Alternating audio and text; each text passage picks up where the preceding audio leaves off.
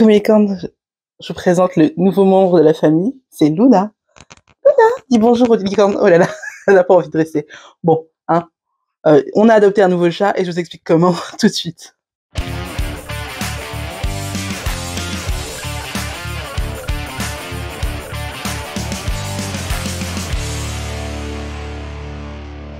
Hello mes licornes, comme vous avez pu le voir dans l'introduction, ça y est, on a adopté un nouveau membre dans la famille. C'est une petite chatte qui s'appelle Luna. Comme vous avez pu le voir dans une vidéo précédente, Mystique nous a quittés le 28 août dernier. C'était une vraie épreuve. Et comme vous avez pu le voir, ça m'a vraiment brisé le cœur. Et vous avez été nombreux et nombreuses à me demander si je comptais reprendre un chat plus tard. Et à chaque fois, je vous faisais exactement la même réponse. Je vous disais qu'évidemment, je ne me voyais pas vivre sans chat. Pour moi, c'est impossible, c'est inimaginable. Mais que le jour où je devrais avoir un chat, ça se ferait tout seul, en fait. Que j'allais laisser faire, en fait, les choses. Et que j'aurais sûrement un nouveau chat à un moment ou à un autre.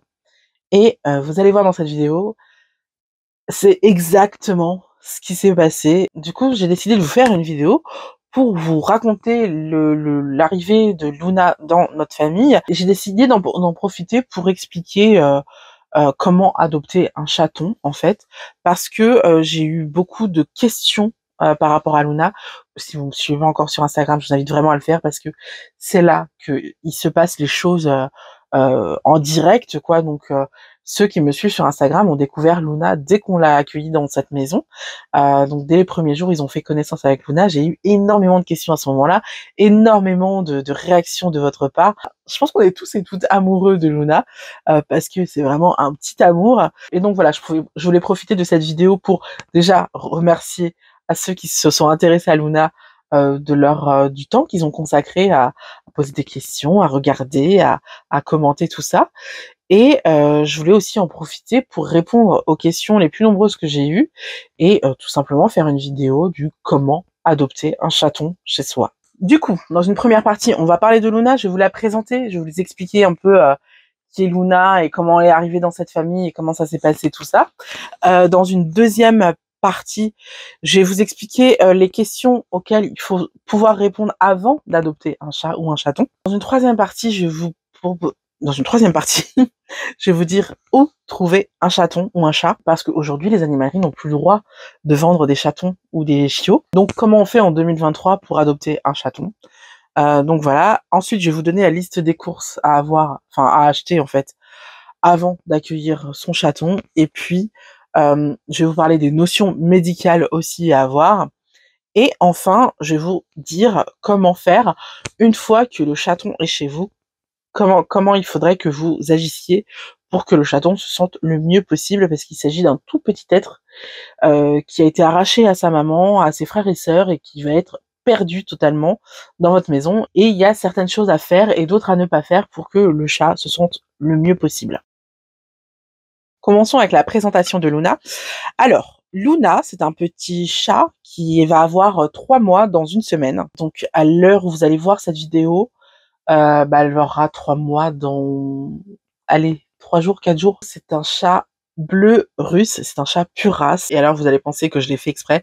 Pas du tout. Comme je vous l'ai dit dans l'introduction, j'ai dit que j'aurais le chat que je devrais avoir et que ce sera presque lui qui viendrait tout seul. Et c'est exactement ce qui s'est passé. Coucou mes licornes, c'est l'Anaïs du montage. Vous ne voyez pas maquillée, pas coiffée, tout ça. Je suis absolument désolée, mais il fallait absolument que je retourne cette partie parce qu'il y a eu du nouveau avec mon petit chat. Je me suis dit qu'il était ultra important que je vous raconte comment était arrivée cette petite boule de poil dans ma vie, parce que vous allez voir, c'est un truc de fou. Souvenez-vous de ce que j'ai dit dans ma vidéo sur la fin de vie de mon chat précédent, Mystique, où je vous avais dit qu'en fait, fin juin, il avait déjà eu un moment où en fait il allait pas bien du tout et où j'ai dit à ma mère, il passera pas l'été. Malheureusement, j'ai eu raison, il est mort à la fin de l'été. Bon, j'essayais de me raccrocher aux branches pour me, vous voyez, me raccrocher à l'avenir. Enfin, vous pouvez me donner de la joie. J'ai dit comme ça, mais en une phrase, j'ai dit que le prochain chat que je voulais, ce serait peut-être un chat noir ou un chartreux. Et ce qui est marrant, c'est que après la mort de Mystique, on commençait, ma mère et moi, à avoir cette envie d'avoir un nouveau chat. dans notre famille, parce que même si on était en plein deuil et que c'était dur, et d'ailleurs je suis toujours en deuil et je pense toujours à Mystique, ça n'empêche pas. En fait, c'est un peu comme les mamans qui sont enceintes de leur deuxième enfant et qui ont peur de pas aimer autant le prochain enfant que le précédent, mais en fait on se découvre que le cœur n'a pas de limite et tout se multiplie en fait. On remplace pas quelqu'un, on remplace pas un chat qui est parti ou un animal qui est parti. C'est juste que il y a une nouvelle place qui se crée pour le nouveau. Et à ce moment-là, on commençait à se projeter donc avec un nouveau chat. C'était vraiment les tout débuts. On commençait à pouvoir envisager d'avoir un nouveau chat. Et ma mère, elle m'a dit, je voudrais une femelle parce que Mystique, il est mort d'une maladie de chat mâle, parce qu'il est mort d'insuffisance rénale, et c'est plutôt les mâles qui ont cette maladie. Et je lui ai dit, tu sais maman, je suis pas sûre parce que les mâles ils sont taquins, ils sont joueurs, ils sont intrépides, et ça cale plutôt avec l'énergie de notre famille. Je nous vois plutôt avec un mâle qu'avec une femelle. Et du coup, quelques semaines plus tard, c'est-à-dire il y a maintenant 10 jours, même pas, ouais, 10 jours, j'avais un rendez-vous professionnel et on parle un peu de mon chat qui est parti parce que on devait avoir un premier rendez-vous, j'ai dû annuler parce que j'étais effondrée.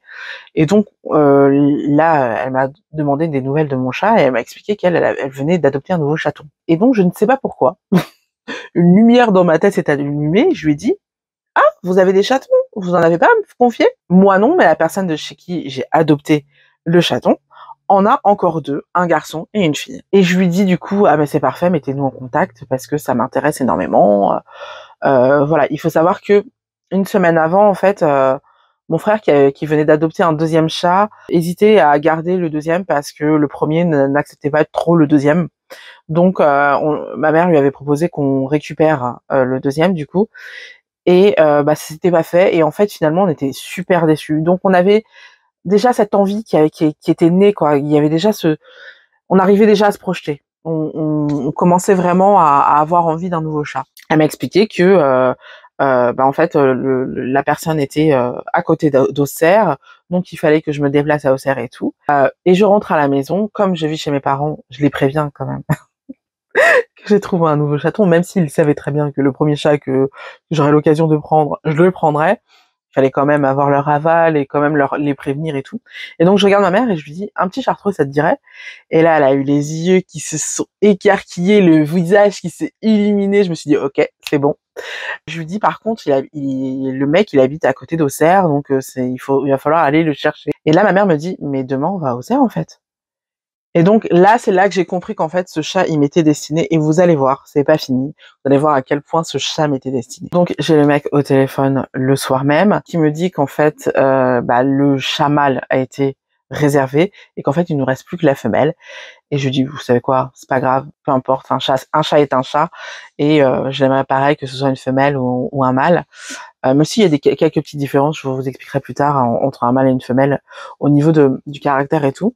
Et donc, le lendemain, on va chercher la petite chatte. On s'entend très bien avec les propriétaires, ça se passe très bien. On voit que c'est vraiment des gens très bien, qui s'occupent bien des animaux et tout. C'est pas leur première portée, ils ont l'habitude et tout. On a un petit chaton qui vient spontanément à nous, mais il s'agit du petit mâle, et la petite femelle, elle se cache encore. Tant bien que mal, il réussit à attraper la petite femelle. Je prends le petit chat dans mes mains et je lui dis: je vais bien m'occuper de toi, ne t'inquiète pas.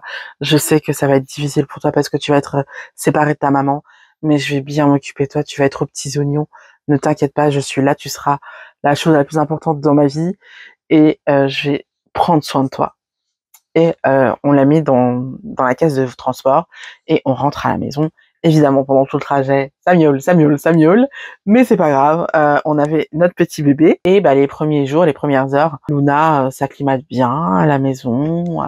Elle est très très vive, très contente. Enfin, au début, elle était craintive évidemment, mais puis après, petit à petit, elle a pris possession de tout l'espace et tout. Et puis à un moment, je regarde sous sa queue et je me dis mais ça ressemble pas à un sexe de femelle, ça, hein. Moi, ça me rappelle beaucoup le sexe qu'avait Mystique quand même, hein. Donc je le dis autour de moi et les gens me disent: mais non, tu fabules. Tu sais, à cet âge-là, c'est difficile de le voir et tout. Je me dis: ouais. Et puis je poste des vidéos sur Instagram Et il y a 2-3 filles qui viennent me voir et me disent ça ressemble pas à un sexe de petite fille et tout. Donc je fais des recherches et tout. Et évidemment sur internet il y a à boire et à manger. Donc on nous montre des photos et on nous dit que ça c'est un sexe de femelle. Donc je me dis bon, c'est après tout, on m'a dit que c'était une femelle. Sur internet ils disent que c'est une femelle, donc c'est une femelle.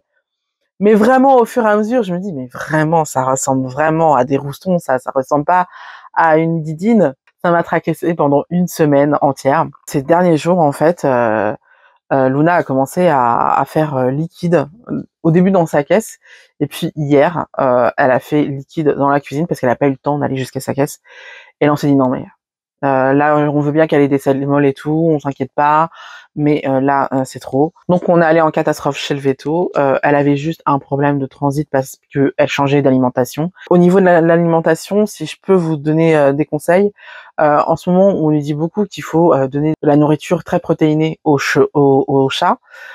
C'est vrai, c'est pas vrai, il faut donner de l'alimentation protéinée, mais il faut pas que ce soit non plus trop protéiné parce que déjà pour les chatons, c'est beaucoup trop pour eux. Ils ont besoin aussi de sucre, de calcium et de phosphore. Donc il faut s'assurer qu'il y ait un peu de tout ça dans sa nourriture pour qu'ils puissent se développer correctement. Il faut du sucre. Alors autant les chats adultes, il faut éviter, autant les chats bébés, il faut leur donner du sucre parce que c'est ce qui va leur permettre de se développer un maximum. Donc voilà, et comme c'est un nouveau chaton, le véto nous demande, nous pose des questions et nous dit du coup c'est une femelle, hein. Et je lui dis justement, moi j'ai un gros doute là-dessus, donc s'il vous plaît regardez comme ça, vous pourrez, on aura une certitude quoi, parce que moi j'ai l'impression que c'est un chaton, mais tout le monde autour de moi me dit que c'est une petite chatte. Donc et là il regarde, il me fait non mais on voit les roustons quoi. Il me fait ça se voit que c'est un garçon quand même. Je fais, bah merci. Du coup voilà, c'est pour ça que je retourne la vidéo, c'est parce que Luna est devenue Onyx entre-temps. Les deux noms, c'était moi qui les avais trouvés. Luna maintenant s'appelle Onyx parce que c'est un petit garçon. Moralité de l'histoire. Bon, déjà, il faut croire son instinct, il faut croire son jugement, hein. Quand vous avez l'impression que c'est un garçon, c'est que c'est sûrement un garçon. D'autant que je trouvais que de plus en plus, elle avait un comportement de garçon. Elle était de plus en plus téméraire. Elle faisait des embuscades. Elle jouait énormément. Elle était moins câline qu'au début parce qu'au début, elle avait besoin de du coup, il avait besoin de se rassurer beaucoup, donc il demandait beaucoup de câlins et tout. Là, c'est beaucoup moins le cas, même s'il en demande quand même, hein, surtout le soir. Et puis, je trouvais qu'elle ou il avait de grosses pattes pour une femelle. Puis, il commençait à avoir vraiment des traits masculins. Il avait une démarche aussi de bonhomme. Je me disais, mais mince, ça ressemble de moins en moins à une fille, quoi. Et donc, voilà, j'avais raison et je suis très contente, en fait. Et du coup, j'ai eu ce que je voulais parce qu'à la base, je voulais un petit mâle et je voulais un style chartreux. En fait, c'est un chat bleu russe, c'est pas un chartreux. Donc, on est ravis d'avoir ce chat-là. On l'a pas fait exprès. Normalement, ce genre de chat, c'est des chats qu'on achète parce que on va les acheter chez des éleveurs. Nous, on l'a eu vraiment gratuitement. Ce qui s'est passé au niveau du sexe, c'est qu'en fait, vous l'aurez compris, l'ancien propriétaire, en pensant attraper la petite chatte, m'a donné le petit chaton. Et du coup, alors ça m'a écœurée. La famille qui avait réservé le garçon a refusé de prendre la petite chatte. Donc j'étais dégoûtée, je me sentais vachement mal parce que même si c'était pas elle que j'avais avec moi, eh bien cette petite femelle et tout, j'ai de l'affection pour elle. Donc ça me blessait énormément et ça me brisait le cœur de savoir qu'elle était sur le carreau.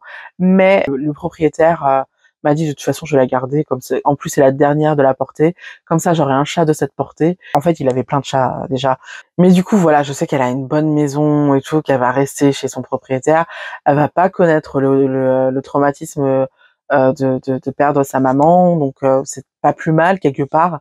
Moi, je comprends pas les gens qui refusent de prendre un chaton juste parce que c'est pas le bon sexe. Je trouve ça absurde. Même si j'étais plutôt partante pour prendre un mâle, une femelle c'était bien aussi, quoi. Je comprends pas. Peut-être qu'ils avaient l'intention de faire de l'élevage, je sais pas, mais à moins que ce soit pour cette raison-là, je ne comprends absolument pas qu'on fasse ça. Pour moi, un animal, c'est pas un caprice, et un animal vient avec son bagage, vient avec son histoire, vient avec sa génétique. Et je vais vous dire une bonne chose, je suis très contente que ce soit nous qui ayons eu Onyx parce qu'il méritait vraiment une maison qui l'aime quoi qu'il arrive, qu'il l'aime et qu'il le couvre d'amour et d'affection et même de cadeaux, même de jouets à la con, parce qu'il mérite vraiment, vraiment ça. Et je suis contente que c'est nous qui l'ayons eu parce que je suis sûre qu'il va être heureux parce que je peux vous dire qu'il l'est déjà. Donc maintenant que vous connaissez un petit peu mieux Luna, qu'on va découvrir ensemble, hein, on va la découvrir au fur et à mesure des semaines, des mois, puis des années. Maintenant, si vous avez toujours rêvé d'adopter un chat, je vais vous expliquer comment le faire. Déjà, la première des choses à faire, c'est à vous poser les bonnes questions avant d'adopter un chat. La première chose à laquelle il faut penser, c'est que un chat, c'est une contrainte. C'est une contrainte en termes de temps, c'est une contrainte en termes d'énergie, et c'est une contrainte en termes d'argent. On dit souvent que les chats sont indépendants. Oui, ils sont indépendants pour leurs besoins physiologiques, c'est-à-dire que on n'a pas besoin de les sortir pour qu'ils fassent caca ou pipi. Tu leur mets une gamelle à disposition quand ils veulent, tu la remplis juste quand elle est vide. T'as pas besoin de les laver non plus en général, même s'il faut les brosser une fois par semaine. Mais bon, en gros, il n'y a pas beaucoup de soins à apporter aux chats. En revanche, les chats, c'est des êtres humains et à ce titre, ils ont des besoins affectifs, ils ont des besoins sociaux. Et c'est important de s'occuper d'eux, de les câliner, de jouer avec eux, de passer du temps avec eux, de les traiter avec délicatesse, avec bienveillance, de comprendre qu'en fait ça sert à rien de les punir parce qu'ils vont pas comprendre. Les chats, c'est pas des chiens. En fait, un chat, à partir du moment où il comprend les règles, il va pas les transgresser. Et s'il les transgresse, c'est qu'il y a un souci, c'est qu'il y a une raison pour laquelle il le fait. Donc ça sert à rien de lui crier dessus ni rien. Bref, un chat aussi, ça s'éduque. C'est un investissement en termes de temps, en termes d'énergie et en termes d'argent. Et là, on va parler plus d'argent parce que c'est important. Même si je pense que les chats, c'est vraiment l'animal qui est le plus économiquement intéressant, si je peux parler comme ça. Je trouve ça horrible de parler comme ça, mais bon, c'est l'animal qui va demander le moins d'argent, mais ça demande quand même de l'argent parce qu'il faut lui acheter son alimentation, il faut lui acheter plein de choses au début dont je vais vous parler plus tard, et surtout, il faut avoir surtout toujours un peu d'argent de côté au cas où il aurait un problème, au cas où il tombe malade, ou il tombe tout court, il lui arrive un accident. Il faut pouvoir payer le veto parce que le veto n'est pas remboursé par la sécurité sociale, comme ça peut être pour les êtres humains. Et franchement, soigner un animal coûte extrêmement cher. Je pense que à 100 € par mois, en termes de bouffe et de litière, on s'en sort pas mal. Et je vous proposerais de mettre 100 € par mois de côté jusqu'à atteindre 1000 €, une petite cagnotte de 1000 € au cas où il lui arrive quelque chose au chat. Par exemple, il a besoin d'une opération ou autre. En général, c'est 1000 €. Quand c'est des trucs qui demandent pas d'opération, ça va être autour de 100 €, 200, des fois 300. Mais si ça a besoin d'une opération, on va aller directement vers les 1000 €, voire plus. Donc c'est bien si vous avez déjà 1000 € de côté, vous êtes un peu confortable et vous savez que s'il y a un petit pépin, au moindre pépin, vous pouvez taper dans dans cet argent pour pouvoir soigner votre chat. Et c'est hyper important d'avoir un bon veto, de pouvoir se dire dès qu'il a un peu de travers, on va au veto, parce que les chats, c'est plutôt des animaux qui sont pas malades tous les 4 matins par rapport à des chiens par exemple, ou des chevaux même. Mais quand ils tombent malades ou quand il leur arrive quelque chose, ça peut aller très vite. Donc il faut pas réfléchir. Vous allez pas laisser votre chat malade plus d'une journée. Si un jour vous le sentez pas bien, qu'il mange pas et tout, si le lendemain il fait la même chose, direct vous allez chez le veto, vous réfléchissez pas quoi. Donc et encore, des fois il faut réagir beaucoup plus tôt. Ça dépend de l'âge de votre chat aussi, hein. Ensuite, la deuxième question à se poser, c'est quel est votre style de vie par rapport au chat que vous allez pouvoir adopter. Par exemple, si vous êtes rarement à la maison, vous avez un travail très prenant, mais que quand vous rentrez à la maison, vous voulez une présence, je vous conseille d'adopter 2 chats à la fois, parce qu'ils se tiendront compagnie, ils ne s'ennuieront pas, et donc votre présence ne sera pas très très mal vécu, même si il faut que vous soyez présent quand même de temps en temps, ne serait-ce que pour les nourrir et pour changer leur litière. Mais s'il y a un deuxième compagnon, ils pourront survivre à votre absence d'une journée. Si vous avez envie d'avoir une relation longue et forte avec votre chat, je vous conseille d'avoir un chaton qui va vous considérer après comme son parent et qui va être là plus longtemps, hein. Vous allez pouvoir contrôler son alimentation dès son enfance et vous allez pouvoir le garder en meilleure santé plus longtemps. Sachez que si vous adoptez un chaton, en fait, vous aurez plus de maîtrise sur son début de vie et sur son éducation. tout simplement. En revanche, si c'est un premier chat que vous adoptez, peut-être que vous aurez besoin d'un chat un petit peu plus expérimenté, qui sait à peu près, enfin qui sait être propre, tout ça. On verra plus tard quand il faut adopter un chaton pour qu'il soit propre. Mais bon, bref, peut-être que vous voudrez un chat déjà un petit peu éduqué parce que c'est votre première fois et que vous savez pas du tout comment ça marche. Je vous conseille de prendre alors un chat de 2-3 ans qui sait à peu près comment se comporter dans une maison, quoi. Ou alors peut-être que vous avez envie de faire une bonne action, que vous avez envie d'accompagner un chat qui est déjà d'un âge avancé. Bah là, pour le coup, bah prenez un chat de plus de 10 ans, évidemment. Effectivement, c'est mieux de finir sa vie avec vous dans un bon foyer où il aura bien chaud, où il sera choyé par une personne qui prendra bien soin de lui, plutôt que d'être à la SPA, forcément, il sera beaucoup mieux avec vous. Ensuite, par rapport au sexe du chat que vous allez adopter, si vous avez un tempérament affirmé, que vous voulez un chat vif, bah prenez un mâle. Et si vous cherchez un chat assez câlin, bah prenez une femelle. Maintenant, où trouver un chat? Alors, vous avez plusieurs endroits où trouver un chat, malgré le fait qu'on ne trouve plus de chats dans les animaleries. Je le répète, c'est important et c'est très très bien. Ça évite les trafics, ça évite les chats maltraités, ça évite que les chats soient entassés dans des vitrines et meurent comme ça sous les spotlights. C'était vraiment un enfer pour les chats. Donc, c'est très bien qu'il n'y ait plus de chats dans les animaleries, mais du coup, où en trouver?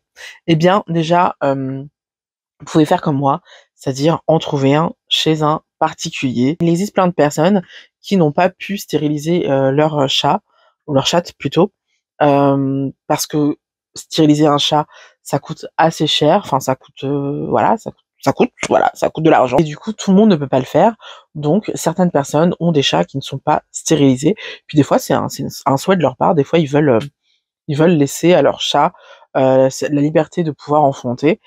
C'est un choix que personne n'a à juger, mais donc voilà, certains particuliers ont des chatons à faire adopter, et donc c'est à ces particuliers qu'il faut s'adresser. Vous pouvez en trouver sur internet, mais vous pouvez aussi vous adresser à votre véto, qui lui va connaître pas mal des chatons qui sont nés et qu'il a pu ausculter, et donc il pourra vous dire si telle ou telle personne a eu une portée. Et en plus, il pourra vous dire si l'animal est en bonne santé. C'est important parce que on s'attache vite à ces bêtes-là. Vous pouvez aussi vous adresser à un éleveur, et là, pour le coup, ça va s'adresser aux personnes qui veulent des chats de race, et clairement, s'adresser à un éleveur, c'est payant parce que s'adresser à un particulier, pour le coup, en général, c'est gratuit. Mais si vous adressez à un éleveur, là, pour le coup, ça va être payant. Et en général, vous allez avoir un chat de race. Et sachez qu'aujourd'hui, être éleveur en France, c'est extrêmement réglementé. Voilà, en général, les chats et les chatons sont très bien traités. Et enfin, dernière possibilité, vous adresser à une association type SPA. Il arrive que les associations aient des petits chatons à faire adopter, mais c'est plutôt rare parce que les gens préfèrent adopter des chatons. Donc, dès qu'ils en ont, ça part très vite. Et en général, il leur reste des chats un petit peu plus vieux. Il faut le savoir. Mais n'hésitez pas à demander, si ça se trouve, la SPA d'à côté de chez vous aura des chatons. On ne sait jamais. Donc voilà, c'est les 3 endroits principaux où trouver des chats ou des chatons. Maintenant que vous avez trouvé le chaton de vos rêves, eh bien, il va falloir faire une liste des courses pour pouvoir l'accueillir correctement. Donc dans cette liste des courses, je vous invite à acheter 1 ou 2 bacs à litière. Nous, on a acheté un bac à litière à la base parce que Mystique a toujours eu un bac à litière, et Pippin, le chat précédent, a eu aussi un seul bac à litière. Mais comme elle est bébé et que on est à une maison à étage, on a décidé de prendre un deuxième bac pour qu'elle ait un bac en haut et un bac en bas, parce que au début, elle ne montait pas toute seule les étages. Maintenant, elle le fait très bien. Je pense que du coup, on va arrêter de laisser le bac à litière dans ma chambre, même si elle préfère ce bac-là, je le sais.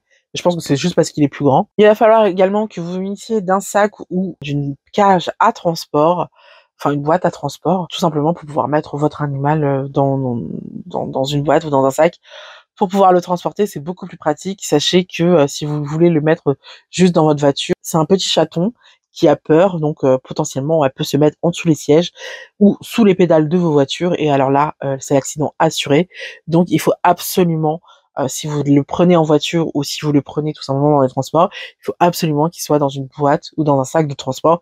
C'est capital. Ah, et je m'adresse aux gens dans les transports en commun qui voient des animaux dans des sacs de transport ou dans des boîtes de transport. Ne cherchez pas à avoir une interaction avec eux. S'il vous plaît, ils sont terrorisés quand c'est comme ça. Laissez-les tranquilles. Moi, je devais me battre avec les gens dans les transports parce que ils voulaient jouer avec mon chat. C'était pas Luna, il s'agissait de Mystique à l'époque, mais les gens voulaient trop, alors que lui, il était terrorisé et je m'engueulais presque avec les gens pour leur dire non mais il a peur, laissez-le tranquille. Et les gens ne comprenaient pas ça.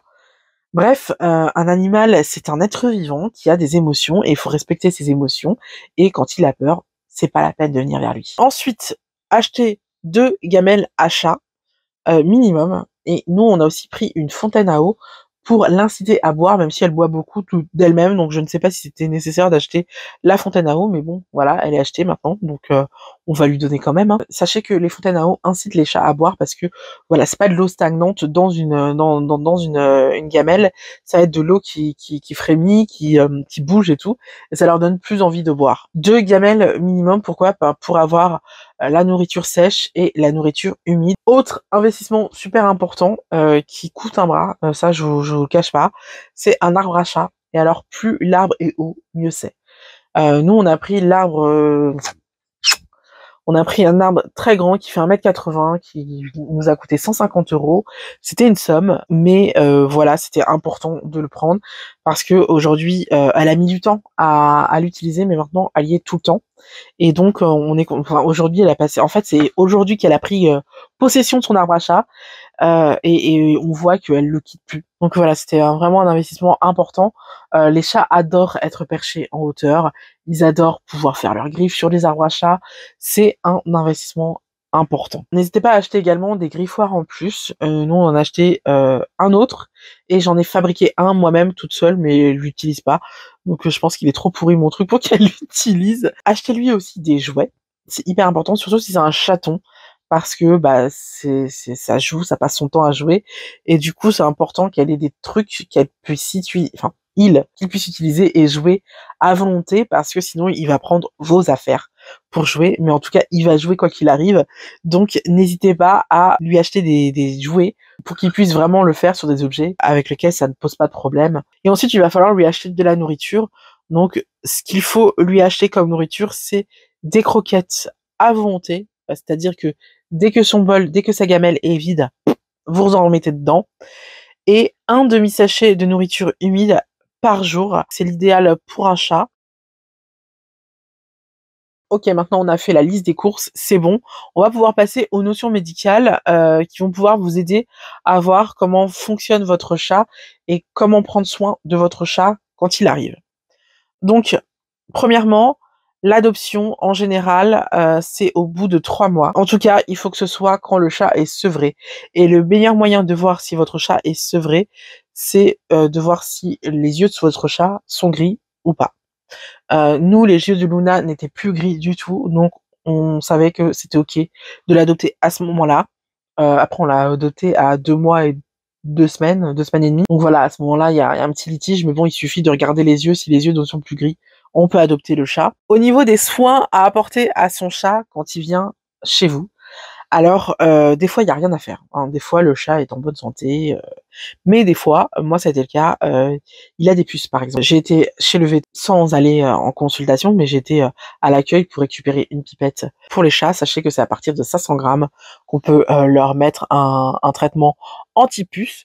Donc la mienne elle fait 1,2 kg, donc c'est nickel. Enfin, elle faisait à l'époque, maintenant ça se trouve elle fait un peu plus. Donc voilà. Je vous conseille aussi de mettre des gouttes de sérum physiologique dans les yeux et surtout n'hésitez pas à essuyer après avec une compresse. Et puis je vous conseille aussi de mettre un peu de sérum physiologique sur une compresse et d'essuyer la compresse dans les oreilles pour voir s'il a de la gale. S'il a de la gale, il va falloir le faire tous les jours jusqu'à ce que vous ne voyez plus. C'est un résidu noir dans ses oreilles en fait, c'est comme de la cérumen noire en fait, et donc si vous en voyez dans ses oreilles en fait, faites ça tous les jours jusqu'à ce que vous n'en voyez plus. Et donc ça, évidemment, c'est pour les soins à faire avant d'avoir votre rendez-vous chez le vétérinaire pour le confort de votre chat. Maintenant, dès que vous avez votre chat, évidemment, prenez rendez-vous chez un vétérinaire, on est d'accord. Les premiers vaccins se font au bout de 3 mois et la stérilisation, c'est au bout de 6 mois.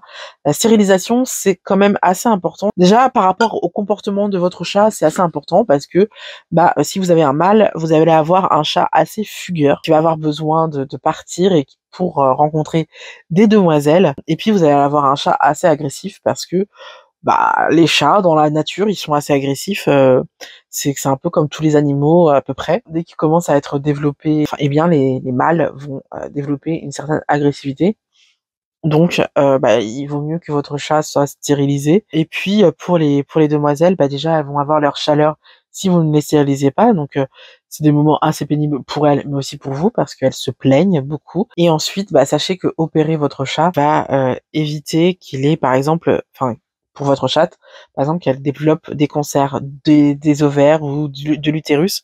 Donc c'est plutôt pas mal. Donc vraiment, ce qui est recommandé, c'est que si vous n'avez pas d'intention de faire de reproduction, eh bien, stérilisez vos chats parce que c'est beaucoup de souffrance pour eux. Et enfin, si comme moi vous avez un jardin, une fois stérilisé, votre chat va pouvoir sortir. Donc il est vacciné, stérilisé, c'est bon, il peut sortir.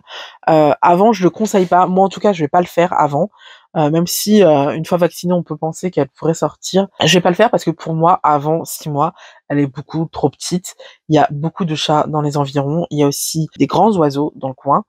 Donc, c'est une proie facile à son âge. Donc, avant 6 mois, elle ne sortira pas, c'est certain. Et puis en plus, il faut qu'elle soit suffisamment acclimatée à la maison, que chez moi, pour elle, ce soit suffisamment sa maison, pour qu'elle puisse revenir, en fait, tout simplement. Donc ça demande un travail sur plusieurs semaines. Donc, l'idée de la laisser sortir qu'à partir du moment où elle sera stérilisée. Voilà. Et enfin, comment se comporter avec un chat qu'on vient d'accueillir chez soi? Eh bien, la première chose à faire avec son chat, c'est tout simplement de le mettre dans une pièce. Et il est toujours dans sa boîte de transport. Et vous allez tout simplement le mettre dans une pièce à l'écart, calme, dans laquelle vous aurez mis sa litière, sa nourriture et son eau. Mais surtout, la litière, pas du tout à côté de l'eau et de la nourriture. Faut que ce soit bien séparé. Vous allez le mettre comme ça dans une pièce au calme pendant quelques heures. Vous allez ouvrir tout simplement la cage ou le sac de transport et vous allez quitter la pièce. Et normalement, la prochaine fois où vous rentrerez dans cette pièce, le chat sera sorti de sa cage ou de son sac. Et donc c'est là, et donc vous pourrez ranger votre cage ou votre sac. Il faut lui laisser le temps de découvrir la maison. Nous, ce qu'on a fait en fait, c'est que elle est arrivée le soir chez nous. Donc en fait, j'ai ouvert la cage dans ma chambre où j'avais mis la litière et sa bouffe. Une fois que je suis allée manger, je suis retournée voir ce qui se passait. Elle était sortie de la cage, elle était bien tout sagement assise sur mon lit. Et donc j'ai pris la cage, je l'ai laissée un peu faire sa vie dans ma chambre pendant la soirée. Et après je l'ai rejointe. On a fait des câlins, on a fait des bisous, et puis on a passé la nuit ensemble. Et le lendemain, j'ai ouvert ma porte pour qu'elle puisse descendre. Elle n'a pas voulu descendre. J'ai laissé comme ça ma chambre ouverte toute la journée. Elle n'a pas voulu descendre. Donc ce que j'ai fait, c'est que le soir, en fait, je l'ai prise dans mes bras et je l'ai descendue pour qu'elle comprenne qu'elle peut descendre, pour qu'elle voit que c'est cool en bas aussi, parce qu'il y a tous ces jeux, en fait. On a mis son arbre à chat, enfin bref, il y a tout un univers pour elle. Pendant quelques jours, elle avait besoin que je la prenne dans mes bras pour descendre, parce qu'elle avait trop peur de descendre par elle-même. Et puis un jour, elle a descendu toute seule, petit à petit. Et à partir de ce jour-là, elle a fait plein d'allers-retours et maintenant elle monte et descend comme elle veut. Elle prend possession de la maison bout par bout, petit à petit. Et donc n'hésitez pas à lui laisser le temps de vraiment s'approprier la maison. Et c'est pour ça que je vous déconseille de sortir votre chat tout de suite, parce qu'il ne se sentira pas chez lui tant qu'il n'aura pas pris possession de l'endroit. C'est très important aussi, comme je vous l'ai dit précédemment, de prendre du temps pour jouer avec lui, pour le câliner, pour être là pour lui. Mais par contre, dans les jeux, je vous déconseille de jouer avec vos mains, parce que sinon, votre chat va penser que les mains, c'est un jeu, et il va s'amuser à attaquer les mains des gens qu'il va rencontrer. Et donc ça, c'est très très très très moyen quand on est invité chez quelqu'un, qu'un chat vous attaque les mains. Surtout, il y a des gens qui n'ont pas l'habitude des chats et donc qui vont être hyper surpris et qui vont faire des cris affolants quand le chat va les attaquer. Alors pour un chat serein comme pouvait l'être Mystique et qui n'avait peur de rien, c'est pas grave, mais pour une chatte comme Luna, si quelqu'un fait un hurlement alors qu'elle est en train d'attaquer sa main, alors elle va être terrorisée, la pauvre. Donc évitez ce genre de choses.